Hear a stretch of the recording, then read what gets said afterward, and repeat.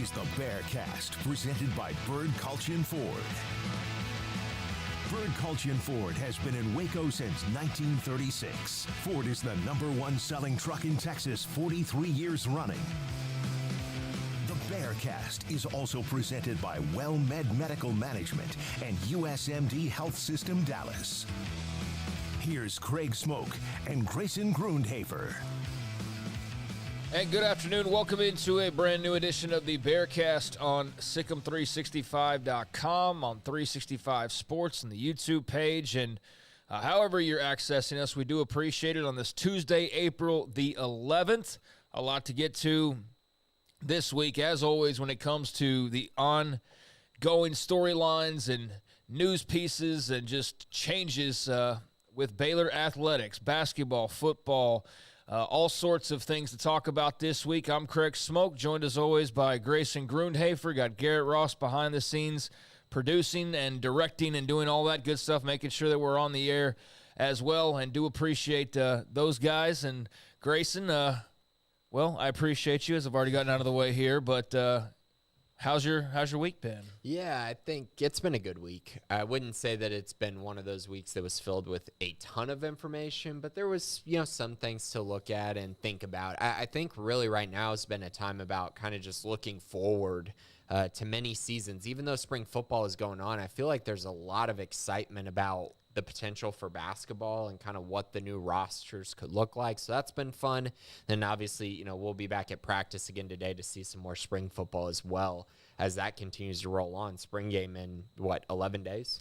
Yes, so there is the green and gold game coming up, not this Saturday, but next Saturday. Got 5 practices remaining, and then that will be the 6th, so to speak, of the 15. So, 15 almost done. Less than 2 weeks to go now for the spring football practice schedule, which is kind of hard to believe given that it seemed like it just sort of started. But I don't know. It's been kind of winding on, and it's been good. It's been informative, but it's also not the regular season, which is what we all love so much. But it's been a nice thing to kind of tide you over and give you a glimpse into what's going on right now. And I guess we'll start there. We've got a little bit of everything to get to this week. But last week, I guess, with football, there was supposed to be 3 sessions, and there only ended up being 2.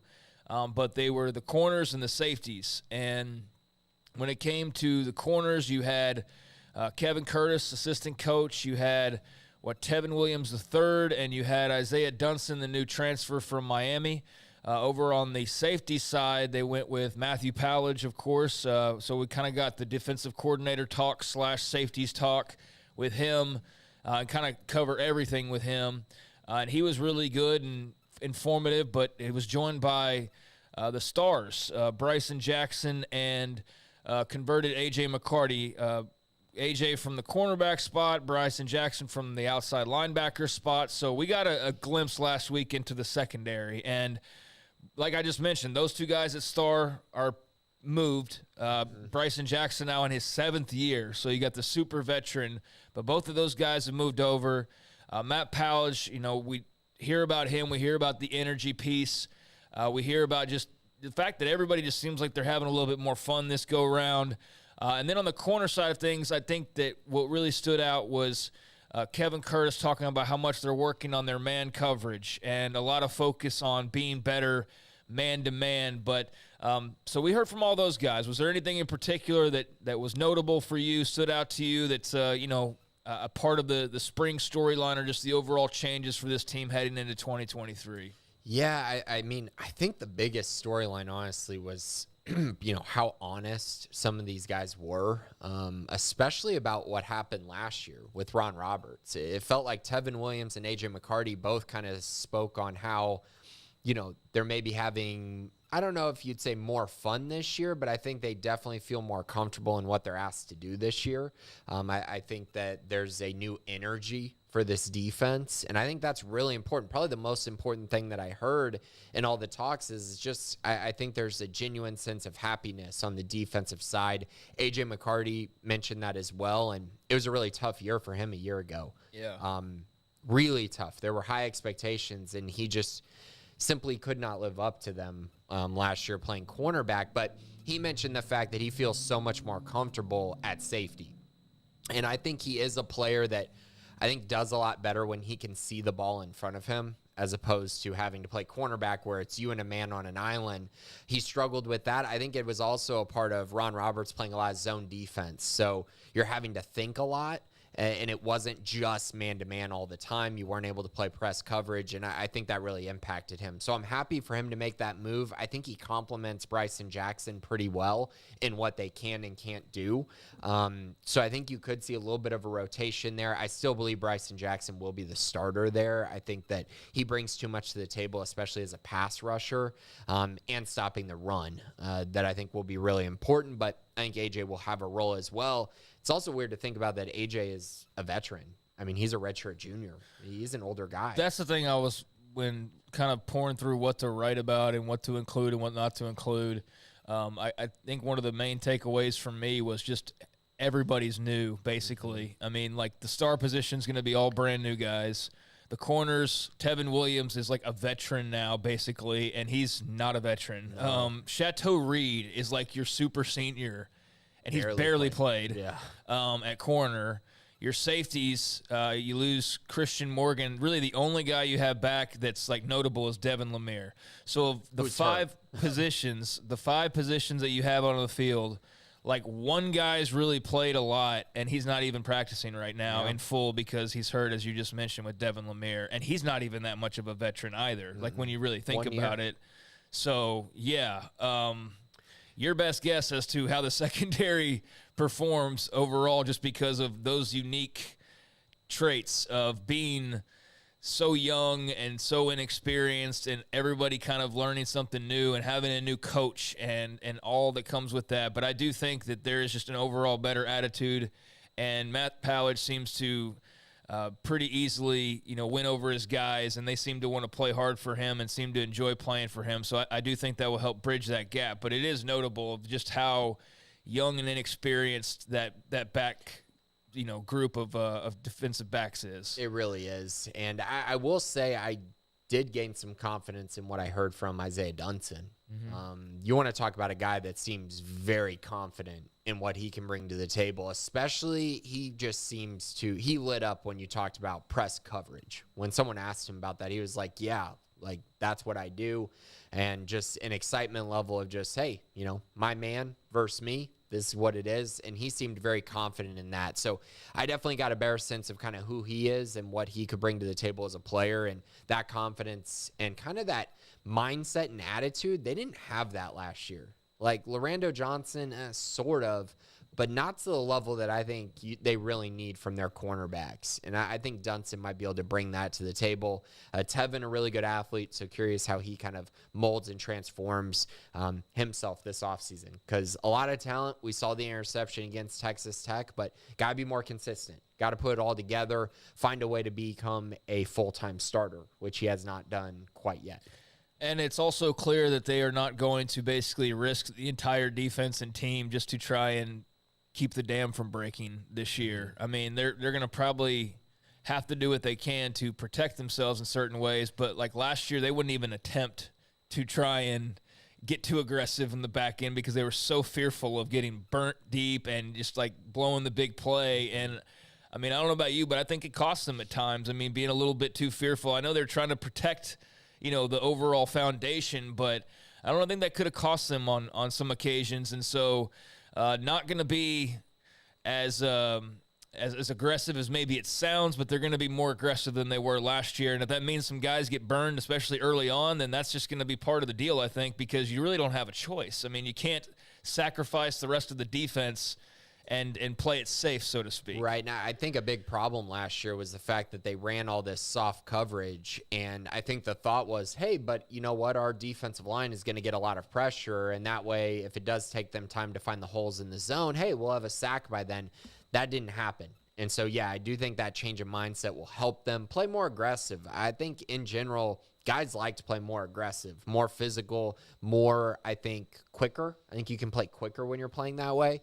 So, yeah, I think that'll help. So I was very encouraged. I think it's a young group. I think they're going to have problems at times. They will. They'll give up some big plays. But I also think this is a group that's very focused on the little things, very focused on playing aggressive, very focused on creating turnovers. That was mentioned ad nauseum and has been since Dave Aranda really got to Baylor. But yeah, I think I grew some confidence there from hearing Matthew Palage and Kevin Curtis and kind of the guys in that room. Yeah, so the secondary was really the focus last week. As I mentioned, the couple practices, there was supposed to be a third practice, and then that didn't go off because of, or I guess it did, but Mateo spoke with the O-line. Did he? Oh, I guess I missed that for some reason. At the end of the week, he spoke with Clark Barrington, Gavin Byers, and Tate Williams. I think that was on Saturday. Then that's why I'm not thinking of it. Yeah, I wasn't thinking about Saturday because I was out of pocket and wasn't even around. So, so then they spoke as well. Yeah, they spoke towards the end of the week. I felt like it was pretty insightful, right? Yeah. Because, I mean, we just mentioned a young group with corners and safeties. I mean, geez, the offense line's replacing all 5 starters. Right. I mean, it's a lot of new faces in that room. And, getting to hear from Clark Barrington, hear how his transition has been to center. Because during his time at BYU, he had 40 career starts. Almost all of them came at left guard. He's been asked to play center this spring, and that's the role that he's going to fill for now. We'll see if Baylor addresses the position in the portal. If they do, I think it would be to take a center and then potentially move him to guard. Maybe they look at tackle, but center is the one that I'm kind of really curious about. I think they're going to give Clark a shot. If it doesn't work out, then, I mean, they know what they have in him at guard, an elite player at guard. So that was intriguing. Tate Williams moving from tackle to guard, something I've mentioned a lot this spring. He looks like a guy who could, fill in as a starter at right guard potentially. And then Gavin Byers taking that step as a leader. He's a guy who's got a lot of starts, hasn't become a full-time starter during his career, but has basically been like the 6th man for 2 or 3 years now. Yeah. And has had to play a lot, whether it's at tackle or guard. He's filling in at guard right now. I think that's where he's going to be a starter at. So yeah, a lot of good conversation from those guys. I would also say one more intriguing thing on the O-line conversation was they talked about the young guys in the room and called them athletic freaks who have taken a big step forward. By young guys, specifically, the conversation was basically about the redshirt freshmen. So that big class that they took a year ago with Timothy Don, Colton Price, George Maye, Caden Siraki, and Alvin Ebosele as being all guys who have taken a big step forward, who they have a lot of confidence in, and who are growing every single day. I think that's very intriguing as well because there are concerns about depth because they are so young, but it seems like the conversations have all been really good with all those guys filling in kind of important roles in the 2 deep. Yeah, that got lost in the wash for me and heading out of town and all that. Was on Thursday. Now looking back at it, so I'll need to go revisit that some. But, I missed that heading out of town. So this week, that's covered pretty much. I mean, we've seen a lot of the bases covered at this point with the O-line checked off, safeties checked off, corners checked off. This week, we've got the outside linebackers with Caleb Collins. He'll be with Tony Nyanwu and Kyler Jordan. We'll have that today. And then Thursday, wide receivers, Dallas Baker, along with Monterey Baldwin and Josh Cameron and Hal Presley. And then on Saturday, we'll hear from Dave Aranda for the first time in a little while and Cooper Lands. And that will be the wrap for this week. And then next week, there'll be 2 practices and then the spring game on Saturday. So we're nearly at the end of the road as far as spring practices go. Haven't been super eventful, but I think there's been a lot of great information. It's just not been like a big, like celebration or parade or big thing. They just kind of gone about their business. And I think everybody's just kind of following along and tracking because we're all curious about what this is going to look like, but it's been encouraging. And, you never know till you really see the product out there, but it certainly seems like there's at least a better feeling around the program than there was at times last year. So that's what's been happening. That's what's headed your way as well. 2 more weeks to go and plenty of coverage over on SicEm365.com as far as the football piece goes. So there's kind of the takeaways, but there's other notes as far as the recruiting side of things. And we know that it was a roller coaster last year trying to land a cornerback. You had the year-long commitment of Austin Novosad, who eventually signs with Oregon on the morning of signing day. don't need to rip that Band-Aid off. They scramble. They get Sawyer Robertson. That seems like it's worked out pretty well. But now they have to turn their attention back to bringing in the next Austin Novosad or the next Sawyer Robertson. And unfortunately, Grayson, their targets as far as high school guys have been getting, picked up by, others instead of committing to the Bears and landing these said targets. So let's talk about what their focus has been recently, why that's not worked out, and now how they regroup and revisit what's to come in the future, the very near future, hopefully at quarterback. Right. So, the last signee Baylor had at the quarterback position out of high school is Kyron Drones, which is pretty crazy. That was in 2021. Can you believe that? 2021. Oh, I can at this point. Yeah. I know, but I don't think people realize, how long it's been. So it's been 2 cycles that they so far haven't taken a quarterback. We're on the verge of a third. I will caution people, it's still April. Like, there's plenty of time to get a quarterback. The question is, what's the quality of that quarterback at that point? But I would say, so 2022, you had the Zach Pyron thing, which, didn't work out for a variety of reasons. I would say that it was probably a good thing that Baylor ended up not taking him. So, again, I don't think that that's a huge deal to miss on that cycle. Last year was completely unlucky, and the thing people have to remember is Baylor has to swing and take shots. They absolutely do. And Austin Novosad was committed for such a long time. He literally decommitted and flipped on signing day. The odds of that are infinitely low. And honestly, it's hard to have a backup plan when you're so tied to a quarterback for that long. And it's also hard to keep a quarterback tied in for that long if you're recruiting other quarterbacks. So really, again, I would say another tough situation that's really hard to prepare for. Now, Baylor kind of addressed that and was able to go get Sawyer Robertson and, in my eyes, make up for not getting Austin Novosad, at least the best that you could. This year's been a little weird, right? Because now we're in this cycle and we're kind of seeing here, basically knowing Baylor wants a 2024 quarterback. That's been, I think, pretty much proven by how many offers they have out, how many guys they've shown interest in, how many guys that, they've offered compared to other cycles. And it just seems like one after another, it's been miss after miss after miss. And so the question is, how big are these misses, right? And to me, when you look at Walker White, big miss. I think he's going to be a really good quarterback at Auburn. Again, that was one that was going to be very iffy if you're going to land him. I think he's going to be a top 10 quarterback in the country when it's all said and done. DJ Lagway, yes, Baylor legacy. I understand that. But once again, top 5 quarterback in the country. That's going to be hard for Baylor to land in general. Outside of that, you got Trey Owens, who committed to Texas. Again, huge Texas fan growing up. Going to be tough to land. Once you move past that group of quarterbacks, you got to start asking yourself, okay, how good is Deuce Adams, who just committed to Louisville? How good is Haas Haney, who just committed to TCU? How good's Marcos Davia, who committed to Purdue? And how good's Mabry Maguire, who committed to Wisconsin? How good really are they? Are they quarterbacks that you just can't stand to lose, or are they just quarterbacks who you could find another one in a month or so? Or you could find one out of state who's just as good as them? I think the odds are actually fairly high that they can. And so I don't think we should all be pushing the panic button on this, because I don't necessarily think the quarterbacks they've quote unquote missed out on have been, that they actually had a realistic chance of landing. I don't think these guys have been some, in 2 years, they're going to be like an All-American in the Big 12. I don't see that. And so therefore, you take your time, you find a guy you really like, you bring him in, you develop him, while also potentially using the transfer portal to find guys who have more upside than the guys that they missed on. Now, is it discouraging to miss on high school quarterbacks time and time again? Sure. Is it the end of the world? Absolutely not.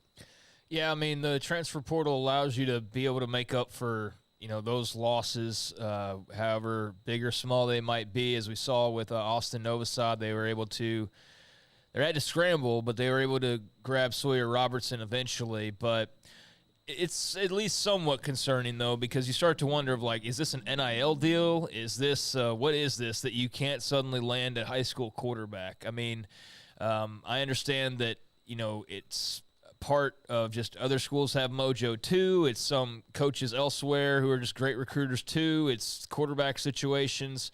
And now, it's not as ideal that you see a guy like Blake Shapen who's got at least a couple years left, and Sawyer Robertson's got, 4 years? 3 years remaining.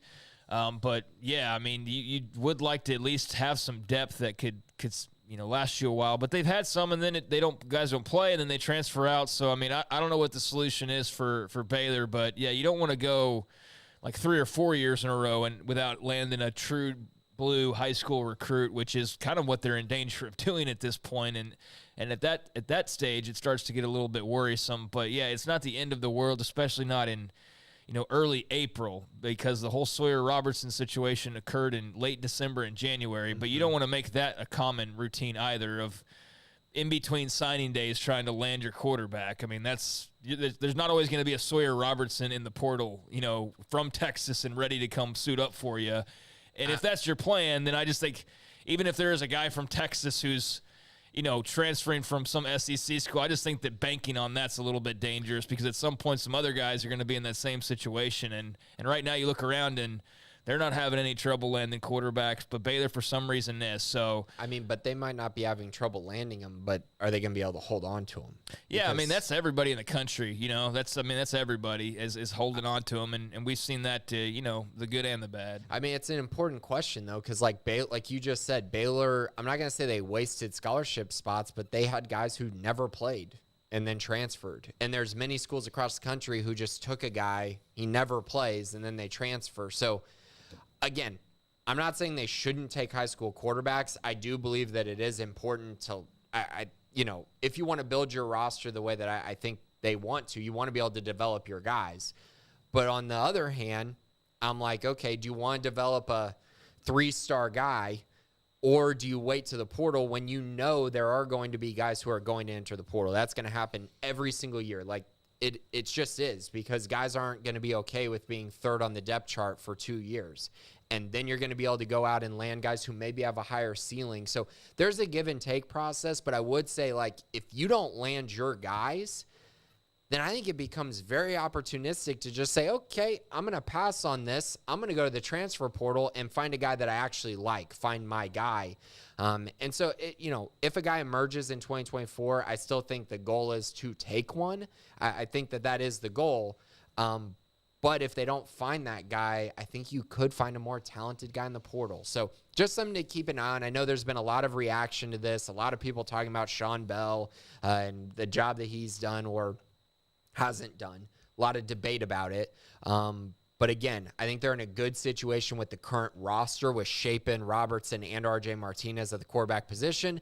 So if you're feeling good about it this year, it does become a year-by-year thing now that we're in the transfer portal era, not necessarily anything longer than that in my eyes.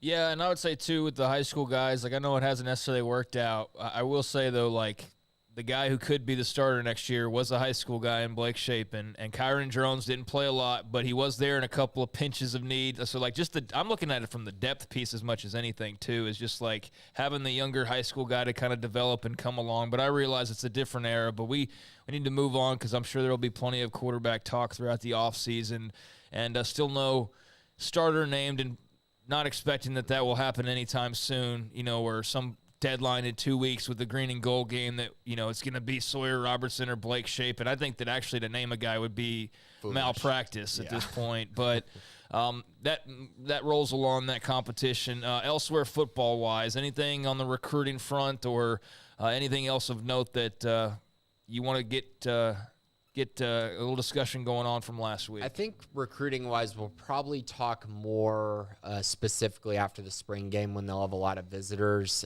As far as recruiting, there's not a ton to hit on. It's been a pretty kind of quiet period, I would say, for Baylor. They've had recruits on campus over the last few weeks, but nothing imminent, nothing crazy yet. There will be a lot of visitors for the spring game, though, and I'm expecting Baylor to, make a wave, potentially get a commit or two after the spring game, and then move forward from there into official visit season.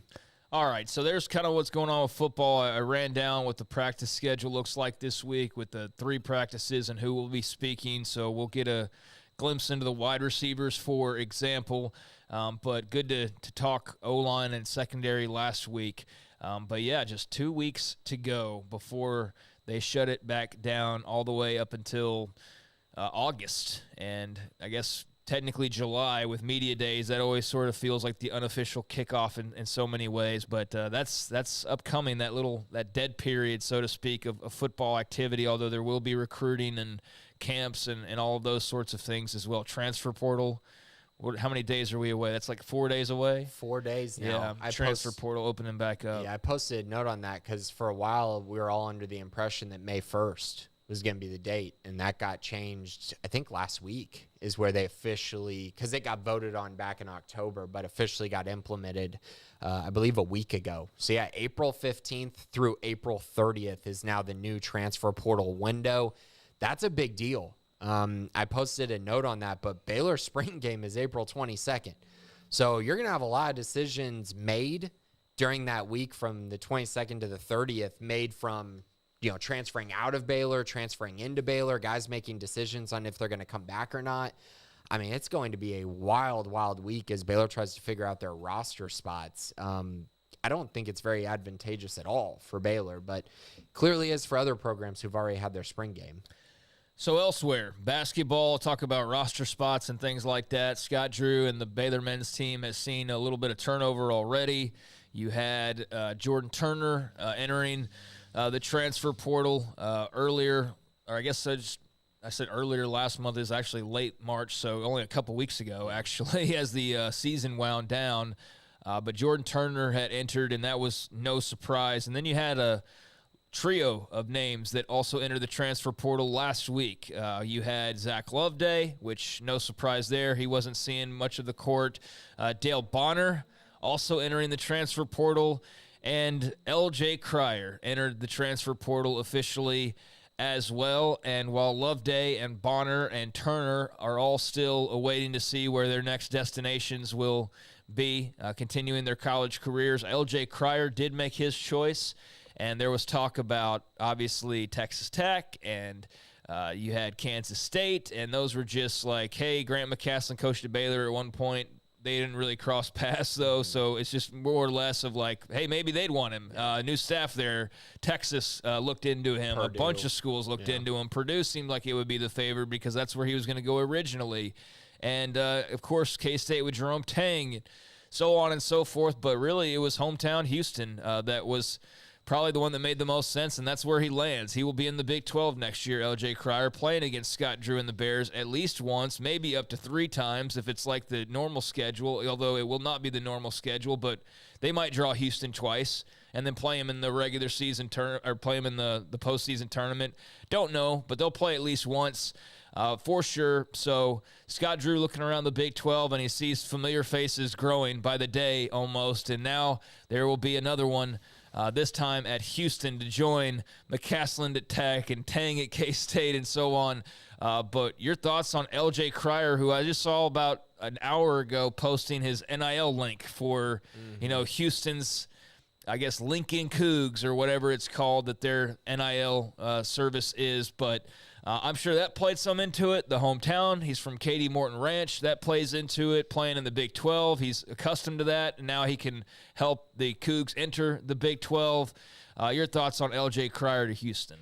I hate the transferring within the conference thing. I've never been a fan of it. I know it helped Baylor last year with Jalen Bridges, so, it cuts both ways. But I think that's kind of ridiculous that that's allowed without sitting out a year, but again, it's the rule, so it's fine, and I understand he's more comfortable with the conference. Gets to go to Houston, which is a great program. I think he's going to do wonderful things there, and Kelvin Sampson's done a great job with that program. They're consistently really, really good. They were a 1 seed this year. I think he's going to be successful. I think it's a good landing spot, and Houston's going to be very, very competitive in year 1 in the Big 12. Yeah, they should be. Kelvin Sampson does a great job there, and I've been saying that of all the programs of the 4 new schools, the one that seems like it'll have you would think, the least hard time adjusting, and I'm not getting into like track and field and all these areas that I'm not going to pretend to be like. I don't know about UCF baseball and how they'll fit in, but Houston basketball seems like it should do pretty well, although they'll take a couple more lumps than they're accustomed to because they're used to basically losing like 5 games a year now at this point. So that they'll lose more than that, but they'll be right there in the mix, and that's an excellent pickup for them. So I'm with you. It's weird to see, but as you acknowledge, you can't sit there and celebrate Jalen Bridges coming over from West Virginia and then boo-hoo over L.J. Cryer going to Houston. It's just part of the deal. So there you sit with that. Others still sit in the portal. We'll see how it shakes out for them. But your thoughts on Scott Drew and where they are right now as far as this roster goes? Yeah, so, I mean, a lot of things, I guess, to just kind of quickly summarize. So we're waiting on news with Adam Flagler. That's become more intriguing. I think at the end of the year, everyone thought he's for sure gone. This was his last year at Baylor. But I think that's changed a little bit. And honestly, I think L.J. Cryer leaving might signify that change, the fact that he might be coming back more than anything. Because I think Flagler would take up that point guard role again, like he did this past year. And gosh, would that be huge for Baylor to get Adam Flagler back for one more year? That would be awesome. I know Baylor's still looking in the portal for other guys as well, as they're taking their time, right? Because they got to figure out what's Jalen Bridges going to do, because he could leave or come back. Once they figure out those two parts, then they can probably figure out the transfer portal a little bit more. But a few names that have been linked. Tyler Perry, the guard from North Texas, really good player, averaged 17 points per game this past year, Conference USA Player of the Year. Very, very good guard, would make up for the loss of L.J. Cryer rather easily. Max Abesmith, who everyone knows about from his run at Oral Roberts, is another name to keep an eye on. He's been a scoring machine for that group, which was coached by Paul Mills. A lot of people thought he'd just follow Paul Mills, but Oral Roberts to Wichita State, kind of I'm not going to say it's the same level, but it's not a huge difference. I have a feeling he might be trying to go to a quote-unquote Power 5 school or whatnot. A name that was mentioned this week that I actually think is very intriguing, I assume he will take a visit coming up pretty soon, is Jaden Nunn, the guard from VCU. 6'4", 190 pounds, averaged about 10 points per game this past year, shot 40% from three, high steal rate. A guy that has a lot of athleticism. I think he could be a great fit for Baylor, has a 6'8" wingspan, so completely different than L.J. Cryer as far as his length, his ability to guard, his size. And he's the guy who I'm expecting to take a visit to Baylor and could be a guy who ends up being a Bear sooner rather than later. So if you add him, you bring Adam Flagler back, you bring Jalen Bridges back, and now you're already looking at a very, very good roster going forward. I do think Baylor will look at the transfer portal for a few other guys as well, maybe one or two more. But yeah, Jaden Nunn is definitely a name to keep an eye on as well. All right, so there's Scott Drew and the Bears as they navigate the portal, and we now know where L.J. Cryer's headed. So big news, hopefully good news to come from the Baylor perspective on Jalen Bridges, on Adam Flagler, and their returns, sealing those, cementing those, and being able to rely on having those pieces 100% officially. But it does seem to be trending in those directions. So we'll see how that plays out. You never know what's coming up next around the corner, but at least for now, the road looks like it's settling down a little bit, but certainly a long way to go heading into next year. So that's where we are with the men's basketball side. They're retooling their roster. Same thing can be said for the women's basketball side. The WNBA draft came and went. That's normally an event that you can expect at least one or two participants from the women's program to, be impacted in some way or another getting drafted. That was not the case this year. No draft picks. It's only 2 rounds, but just didn't have anybody that fit the mold this year, although we did learn that Caitlin Bickle, a fan favorite, she has been signed by the Connecticut Sun as an undrafted free agent, so congratulations to her. Doesn't guarantee anything beyond just getting an opportunity, but that is cool to see that she's at least getting that opportunity. So Caitlin Bickle signing with the Connecticut Sun, and then meanwhile, a couple of transfer pickups as they dive into the guard spot. Yaya Felder from Ohio and Jada Walker from Kentucky. And that's funny after the whole Dreona Edwards situation of, trying to get her eligible and whatnot. But another pickup from Kentucky this year, that's Jada Walker. So 2 guards now added after last month. You had, Madison Bartley from Belmont, who they added. You had Asia Blackwell announced that she was going to be coming back Kendra Gillespie went into the transfer portal. But since then, since she did that, you've had Blackwell announce her return, Bartley commit, Felder commit, now Walker commit as well. So been a bit of a turnover. I know, Garrett, you didn't deep dive. You don't have a ton of information. I don't need you to feel like you're taking a test or anything, but just the thoughts on them picking up a couple of guards. I think it's important, and I think it's me and Grayson were kind of talking before the show about the rotation and what this can do from a depth perspective, because that's really what's hindered Nikki Collins in her entire tenure here at Baylor is the depth issues, and I think they were kind of looking at this season expecting to not have that, unfortunately, the injuries and everything. But when you add these two to the roster, I think it gives you scoring, which is something you need on the perimeter. I think you need elite scoring in order to make a deep run and to contend for a national championship. So I think you already lost Jamie Asbury, so being able to fill that void and then just have that depth and create a rotation in the backcourt is going to be significant. I think this helps put them in a position to make a deep run next year. I still firmly believe that they should be I think they should win the Big 12, honestly. I think next year should be the year that they get back to where the standards of Baylor basketball are for most people. But these are great additions, and they're going to provide to the backcourt, and I expect a lot of scoring on the perimeter next season. Yeah, I think that the way it's shaping up, everybody, I mean, it went to the round of 32 this year. I think, feeling like Sweet 16 at minimum should be like the hard, feeling of a goal, or at least an expectation, and perhaps for some beyond that. I don't want to get too crazy and start like Elite Eight or, I mean, those are still hard to get to. But, yeah, winning one more game than you did this year, given the roster changes, I don't think that that's expecting very much at all. I think that that's just the expectation in general for this program. So, Grayson, what do you think about them picking up a couple of guards? And he's right. Depth has been an issue the entire Nikki Collins tenure, it seems like. And I know it's only been a couple of years, but they've dealt with some numbers issues for sure. Right, and now they're not dealing with numbers issues at all. I mean, Garrett and I were talking about, we both see 10 deep on this roster. Yeah, of girls that can really play and actually contribute to this team. And now, adding two guards like this, I mean, Yaya Felder averaged 22 points per game last year. I mean, she's a scorer. She was on a really bad team that won 6 games, but she still put up 22 points, being asked to just handle a really high usage, having to take really tough shots, being guarded by the best defender every single night. Now she comes to Baylor, and she's going to be working with Sarah Andrews next to her. She's going to have Asia Blackwell and Dre Edwards. I mean, she's going to get the best looks of her career. And she was already a 35% three-point shooter while shooting nearly 6 3-pointers a game.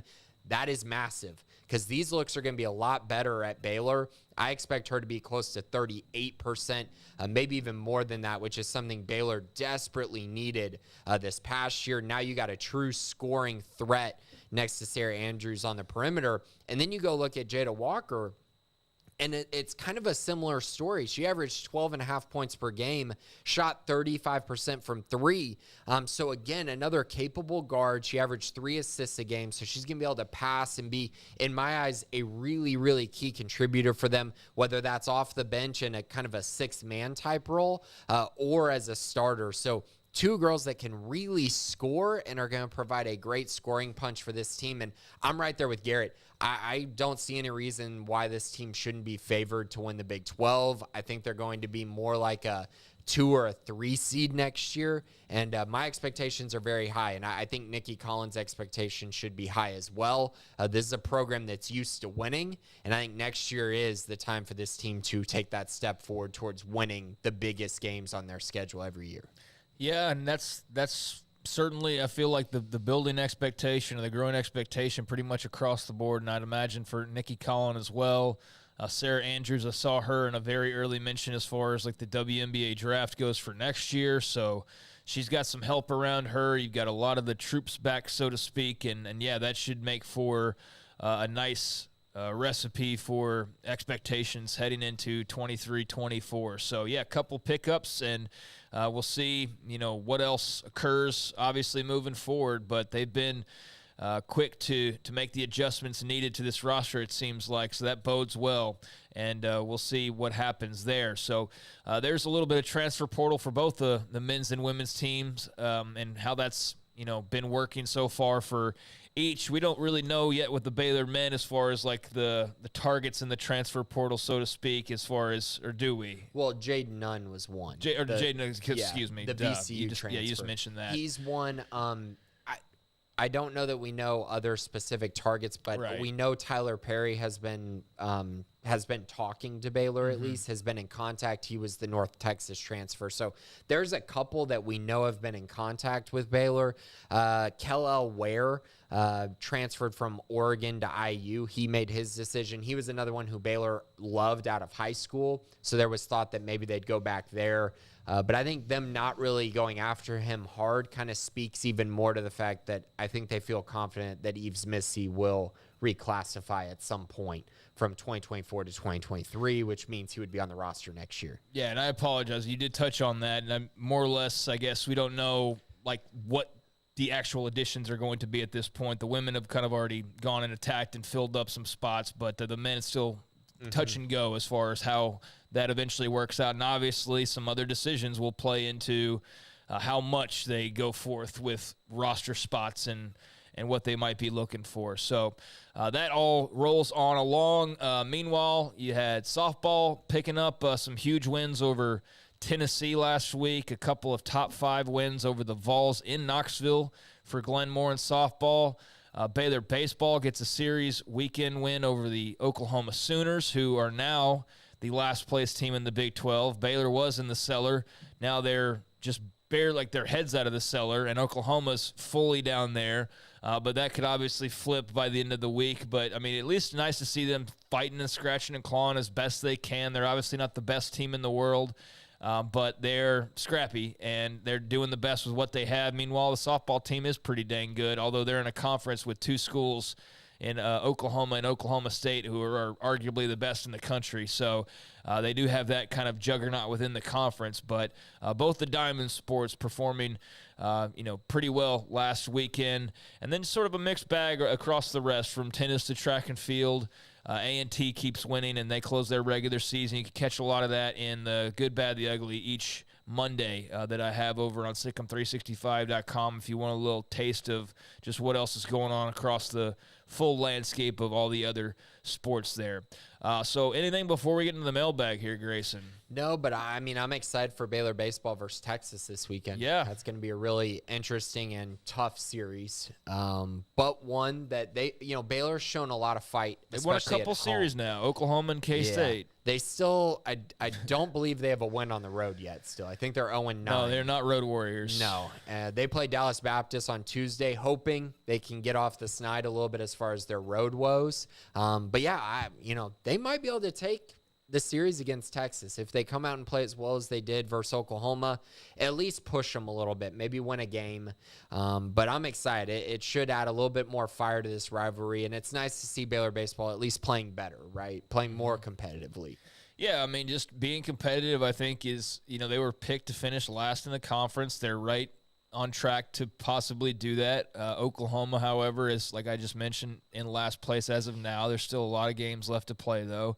But, yeah, I mean, it's not a year one where you were expecting them to be in Omaha or to compete for the title necessarily in just the Big 12. So we'll see. A lot of change, a lot of, just learning. I think a lot of just figuring things out, and a lot of other teams that were set up far better. So give it some time. Gotta water and take care of the seeds and let them grow. And I think Mitch Thompson's in the process of doing that right now. But yeah, softball's doing great. And like I said, just kind of depends on where you look elsewhere as far as successes or what have you in the rest of the sports. But spring is starting to get to kind of the turning point here of where we're winding down, and pretty soon we'll have to figure out another article to write because we won't have enough sports to even have a Good, Bad, Ugly each week. But still a little bit of a ways to go this spring. All right, so getting to some mailbag questions here from the site. Jack and DP leads us off. Is NIL keeping Baylor from getting commits from high school quarterbacks? Some. Some guys are falling into that category, but not all of them.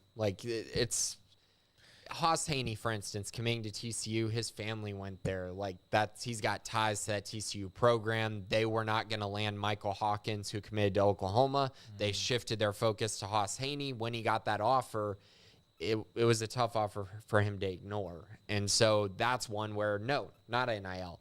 But if you look at other ones, yeah, I would say that some of those other recruitments have been heavily focused on NIL. I mean, if you want to dive into one, Florida just offered a quarterback, $13 million that didn't go through.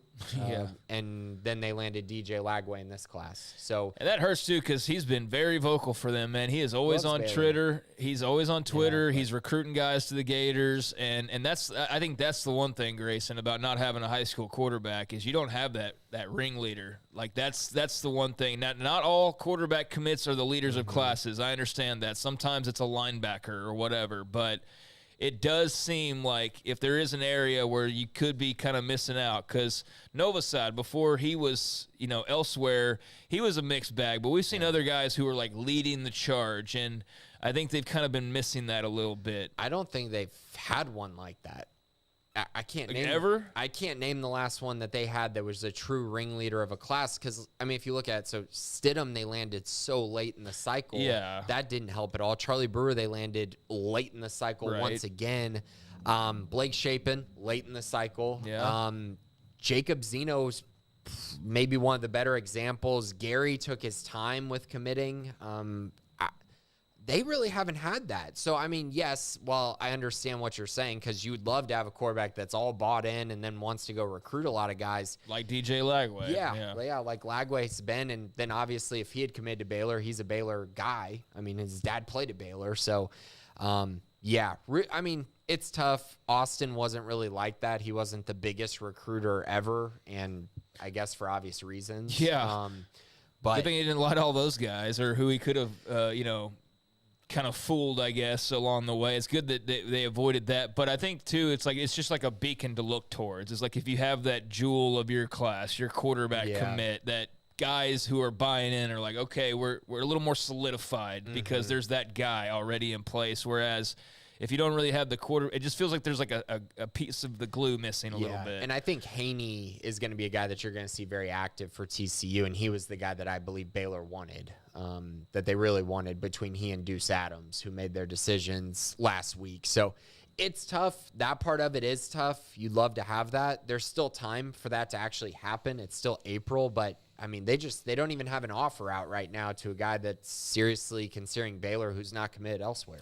So, Jack and DP, it absolutely is having some effect. You can argue to what extent it's having an effect. But, yes, NIL is having an effect on the high school quarterbacks. With the top. Yeah, I mean, I'm sure there's been conversations where, like, your not Ohio State level of school is probably having a conversation with just some regular old 3A quarterback who's, like, talking NIL, and they're like, what? I mean, because – there's definitely going to be a trickle down where now everybody just thinks that's the norm. And I don't think we're at that point where that's the norm, where if you're just a quarterback that you're automatically able to talk NIL dollars. But that certainly is the case for the top level of guys and probably top, 1B level of guys as well, because that is an important position. But, yeah, it's not an automatic for everybody.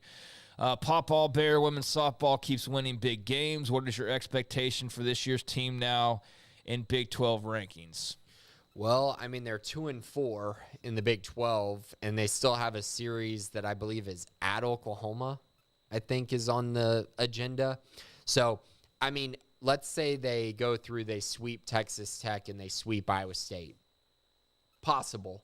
Then they still have games against Oklahoma and Texas. Actually, those games are at home. So, I mean, they could win those series, I guess. But my expectation is for them to finish third. I think they'll be behind Oklahoma and Oklahoma State by the end of it. It's just hard to lose games here and there. Like, they lost a game to Kansas.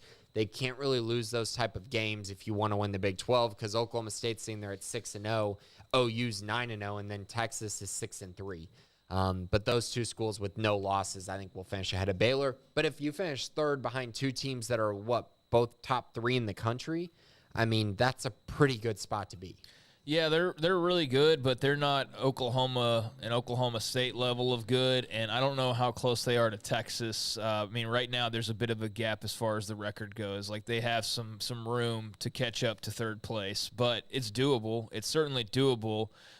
They got the big win over Oklahoma in the year. I think that they're a victim of being overshadowed by like really good team. Like they're a good team that has a couple of like really good teams. You know what I mean? Yeah. It has a couple of possibly great teams that are just in the same room with them, and so there is not as much of a climb maybe for some others of their level in other conferences because they've got some really good programs in front of them in the two Oklahoma schools and then Texas as well. So yeah, I mean there's room to make up some ground, but winning the Big 12 doesn't seem likely given the competition. Yeah, it's just the current standings. But, I mean, beating a top 4 team twice on the road. That's great, That's a pretty big deal. They have some really good wins. It's just they also have a couple losses that keep you from being that elite top team in the Big 12. And, you know, they still get chances, though. They get to play Oklahoma and Texas. If you can win those 2 series, you could find yourself closer to the top. Yeah, they got Louisiana and ACU this week and then Texas Tech. So 5 games, depending on how they come out of that. You would like to take care of business out in Lubbock, certainly against the Textures, who are right now 2-7. So they've just played 3 more games than you. They all happen to be losses, and that's the difference between you and Tech in the standings. So you could create some real separation there. But then, yeah, it's Oklahoma, and then – you know, 28-15 Tech is, but just they're not terrible. No, they're not terrible. It's not Oklahoma, who is now the winner of 28 straight games. They are pretty dang good at 9-0 in the conference. So yeah, Oklahoma still left, Texas still left. They definitely have some room to catch up and make up some ground. But I'd say like a third-ish place finish. I think it'll come down to them in Texas behind the Oklahoma schools, and that'll still be respectable, and that'll be great, Pawpaw. So do appreciate the question. Bear Love 89, and I don't know about postseason and all that just yet. A lot of stuff to fill in blank-wise on what that could look like before having too much of a formed opinion on that. Quickly, Scotty B, I guess, put questions about like Chris Johnson, Bryce Petty, Nick Florence as far as being recruits for their classes. I can't really speak on Nick Florence or Chris Johnson, but Petty was another late addition who was a gray shirt. So I don't think he was very impactful in recruitments either. I don't know. You know what I mean? Yeah, I mean, to what level guys were big recruiters, I don't know, but I'm just speaking more to if you see DJ Lagway on Twitter or just your typical idea of a quarterback recruit, that's kind of your glue to your class, and that's your pull for a lot of guys. And so maybe they haven't had that many, but they have had their fair share of high school quarterbacks. I will say, though, a Bryce Petty, a Seth Russell, they're millionaires in this day and age. If you move them up 10 years to where they were at that point in time, being in that same position these days, Bryce Petty's getting an offer from some other school for probably several $100,000 to come join them in the transfer portal. That's the difference is in holding on to guys and developing a quarterback room. As Seth Russell can say in hindsight, oh, yeah, I would have stood at Baylor and stuck it out and waited years. Sounds good, but in reality, if you were in the transfer era, Seth Russell would have had teams knocking down his door, telling him, like, why are you waiting? Bryce Petty, same thing. Get on over to Tennessee or to wherever for NIL money, but they didn't have to worry about that back then. So that's definitely a feather in the cap that the old way of doing things had as far as developing a quarterback room versus trying to just handle signing a high school guy these days. It's a very different world than just a decade for sure, but we'll see. But, yeah, those were some names they were able to pile up and hold on to for sure. Bear Love 89, who at the Jack has the highest ceiling? Yeah, I mean, I'm going to go with my top recruit in the 2022 class, Kyan Roberts-Day. I think that he is a fantastic athlete. I think he's a guy who, when you look at his testing numbers, everything stands out to you, and now he's finally on the defensive side. I think that fits his game really well.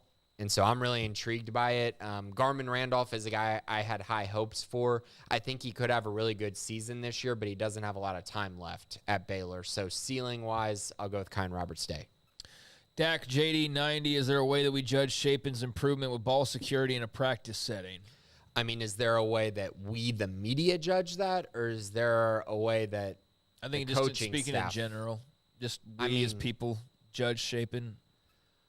I mean, I'm assuming he's asking people who are at practice, so like us, I guess. How do we judge Shapen's it. improvement? I mean, I think that the only way we can really judge that is when it's in a live game setting, which we don't get to see a lot of. So then the answer is no, because he's like, is there a way that we judge Shapen's improvement with ball security in a practice setting? So the answer is no. Right. I guess from a coaching perspective, you get to see it during live scrimmages and actually getting to see that. So, yeah, there's no way for us to judge it, but we can go off of that and what we hear, because we also have sources as well. And so those type of things all kind of contribute to the picture that we get, as well as watching the spring game. I mean, you put all those things together, and I'm sure we'll figure out a way to see if Shapen's improved ball security-wise. Yeah, I mean, Dak, in practice, to answer your question like a little further, we don't get like, scrimmage time or things like that to see like a real competitive rep.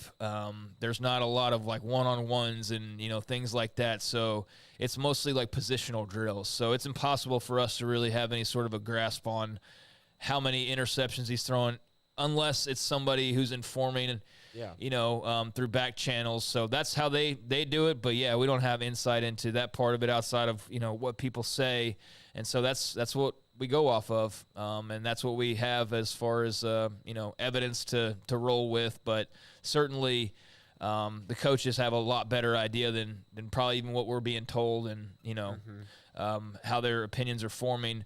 We'll see ultimately when they make that call. But yeah, that's the best way is just to kind of see the competitive reps, but we don't get a lot of that outside of the talk, as I mentioned. Scotty B. the Baylor King, in terms of percentage, what is the likelihood for softball to be a top 16 seed in the NCAA tournament, in your opinion? I'm curious because 3 top 5 wins this season and 6 more games against probable top 15 opponents left on the schedule. Yeah, I'm going to put that at like 70%. Because they get a lot of opportunities coming up with Oklahoma and Texas still on the schedule. You get the tournament as well. I'll put it at 70%. I think this is a really good team, and I think they're going to win quite a few more games to close things out. And I think if the season ended today, they'd be a top 16 seed after these wins over Tennessee. Yeah, I mean, just going off the rankings, they would be right now. So with Oklahoma still to come and Texas still to come and some other games, sandwiched all around that, I think they should make out about where they are now. Hopefully they don't, go like 0-6 against the Sooners and Longhorns. That wouldn't be great. And I think they will do better than that. But I'm also not expecting them to like go insane and go like 5-1 either. So I think they're about probably where they'll finish in so many ways. And yeah, that would seem to be a top 16 seed. So I think the chances are pretty good, and 70% sounds okay to me without going too overboard with it. Enibel, what do you look for when you look for standouts at practices for football? Yeah, I would say a lot of it has to do with guys looking more agile, guys looking better as far as weight. I think that's a big thing. You can tell season to season, rep to rep, how guys look, how much they've improved, and I think that's a big part of it. Confidence is another part of it. But I mainly look at how guys move. Because that changes year by year, and that's something that continues to it really does make or break guys, how you move on the field, because guys who aren't comfortable, you can really tell.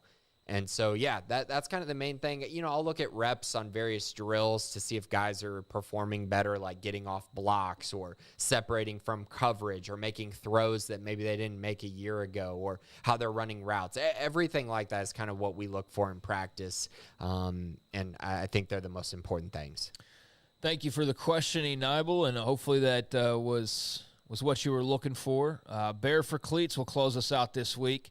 Will the spring game be televised on ESPN Plus, or will it only be available for a rebroadcast at a later date? It'll be on ESPN Plus. Do you know what the attendance expectations are for the spring game?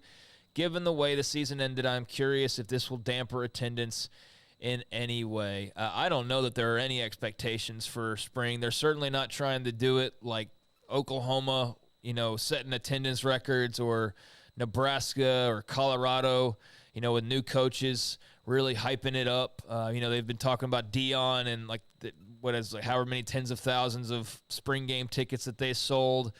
And if he's doing that in year 3, then maybe that's part of their marketing that they just end up doing there. But also a lot of that is like the brand newness of Matt Rule and just being excited, or Dion or whatever. There's not really that situation here. Coming off of last season, I do think that probably dampers some attendance in some ways as far as like an excitement level goes maybe. But I also don't feel like they're really pushing it that hard, and they're certainly not trying to set any records based on the lack of promotion for the green and gold game. It seems like it's just kind of your typical spring game affair, nothing too decorated or dressed up. It's never really that crazy. Yeah. The spring game's usually pretty tame at Baylor, at least.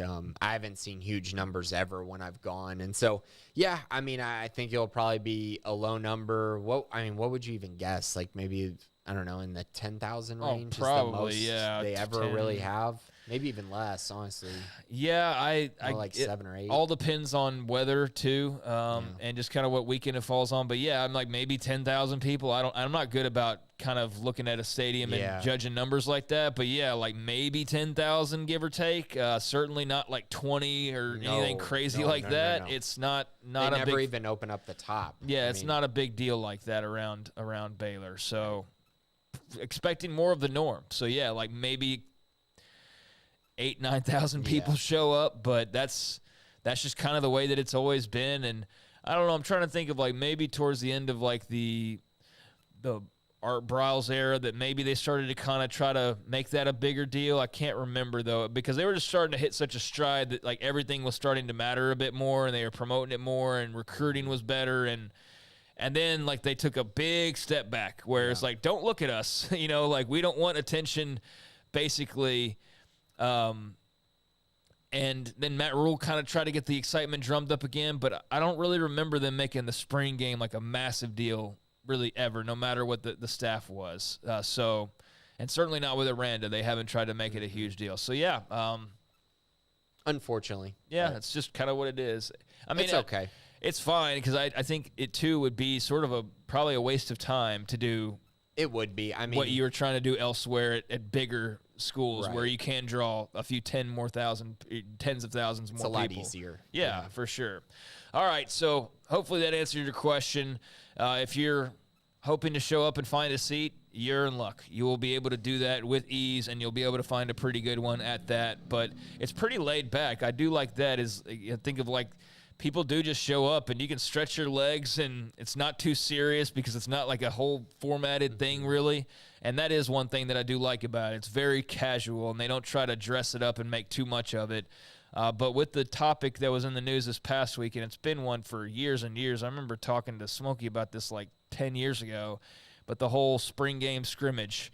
If they ever did that, then, yeah, you would gussy it up and probably make it a bigger deal, scrimmaging another school. Right. But Hugh Freeze mentioned that this week. Yeah, and that's nothing new. I think because it's Hugh Freeze, it's an even bigger deal, but that has been talked about for years and years, and there are a lot of coaches in favor of it. I want to say that Matt Rule, we asked him about that on a couple of different occasions. I believe he was in favor of it. I don't know if we've ever asked Aranda about that.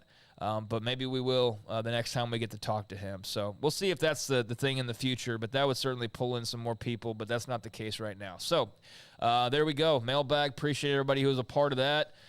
Grayson, any parting words here? No, I would just say if you aren't a premium subscriber, please consider becoming one. We have all kinds of news, content. We're going to be talking a lot of spring football, a lot of transfer portal talk as well. I mean, there might not be a better time to honestly join them for this next month or so, because it's going to be pretty hectic on the men's basketball and transfer portal trail. So keep an eye on that. And then, of course, 365 Sports Radio, Monday through Friday, 3 to 6. Be sure to check that out. Craig, Smokey, and Paul as well.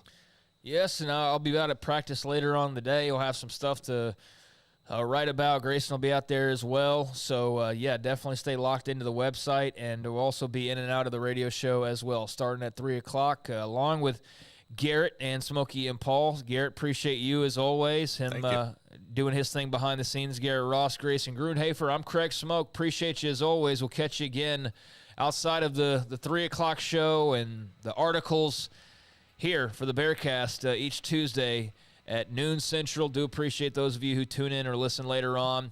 Hit like, hit subscribe. We appreciate the support. Talk to you next time.